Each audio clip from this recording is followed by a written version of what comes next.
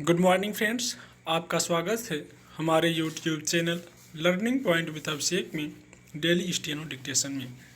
दोस्तों, अगर आप चैनल पर नए आए हैं तो चैनल को सब्सक्राइब कीजिए और बेल आइकन प्रेस कीजिए ताकि आने वाले वीडियो की नोटिफिकेशन आप तक आसानी से पहुंच सके। वीडियो को लाइक कीजिए, अपने दोस्तों को शेयर कीजिए और अंत में हमें कमेंट करके ज़रूर बताइए कि आपको ये डिक्टेशन कैसा लगा। 80 शब्द प्रति मिनट डिक्टेशन स्टार्ट। भारत सरकार अधिनियम 1935 के अध्यारोपित होने के बाद जब ब्रिटिश सरकार ने भारत में चुनाव करवाए तो नेहरू जी के नेतृत्व में कांग्रेस ने लगभग सभी प्रांतों में अपनी सरकार का गठन किया एवं केंद्रीय असेंबली में भी सबसे ज़्यादा सीटों पर जीत हासिल की। वर्ष 1939 में भारतीय सैनिकों को द्वितीय विश्व युद्ध में भेजने के ब्रिटिश सरकार के निर्णय के खिलाफ नेहरू जी ने केंद्रीय असेंबली भंग कर दी। कैबिनेट मिशन योजना को स्वीकार किए जाने के पश्चात संविधान सभा के निर्माण के लिए जुलाई 1946 में हुए चुनाव में कांग्रेस ने नेहरू जी के नेतृत्व में 214 स्थानों में से 205 स्थानों पर जीत हासिल की।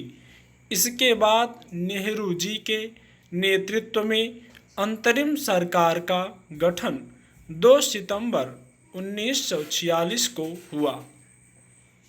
15 अगस्त 1947 को जब भारत स्वतंत्र हुआ तो वे देश के प्रथम प्रधानमंत्री बने।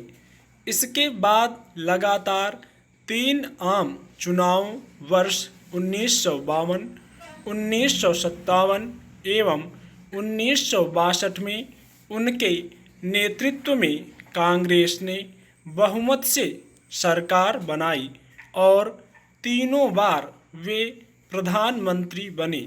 प्रधानमंत्री के रूप में उन्होंने आधुनिक भारत के निर्माण में महत्वपूर्ण भूमिका निभाई। देश के विकास के लिए उन्होंने सोवियत रूस की पंचवर्षीय योजना की नीति को अपनाया।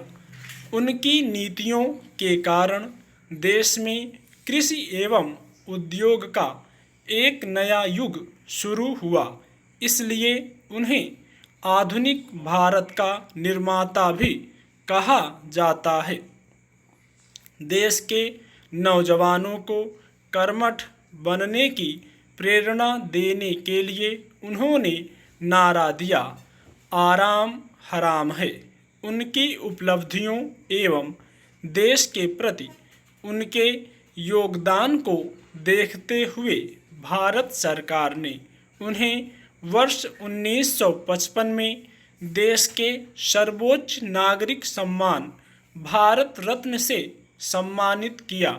उन्हें बच्चों से बहुत लगाव था तथा बच्चों में वे चाचा नेहरू के रूप में प्रसिद्ध थे। इसलिए उनका जन्मदिन 14 नवंबर बाल दिवस के रूप में मनाया जाता है। खेलों में नेहरू की व्यक्तिगत रुचि थी।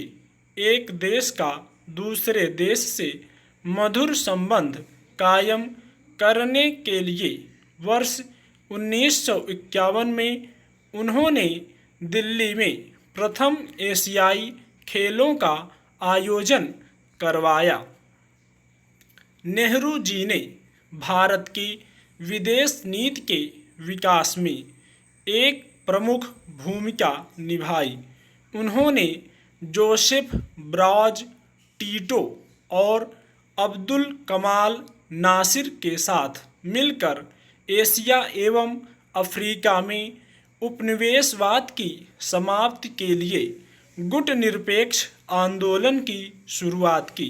नेहरू कोरियाई युद्ध का अंत करने, स्वेज नहर विवाद सुलझाने और कांगो समझौते को मूर्त रूप देने जैसी अन्य अंतर्राष्ट्रीय समस्याओं के समाधान में मध्यस्थ की भूमिका में रहे। पश्चिम बर्लिन, ऑस्ट्रिया और लाओस जैसे कई अन्य विस्फोटक मुद्दों के समाधान में पर्दे के पीछे रहकर भी उनका महत्वपूर्ण योगदान रहा। नेहरू जी शांति के मसीहा थे। उन्होंने पंचशील सिद्धांत के साथ चीन की ओर मित्रता का हाथ बढ़ाया, लेकिन वर्ष 1962 में चीन ने धोखे से भारत पर आक्रमण कर दिया। नेहरू जी के लिए यह एक बड़ा झटका था और इसी वजह से 27 मई 1964 को दिल का दौरा पड़ने के बाद उनकी मृत्यु हो गई।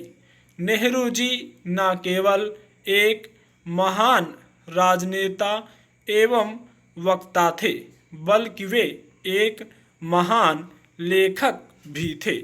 स्टॉप।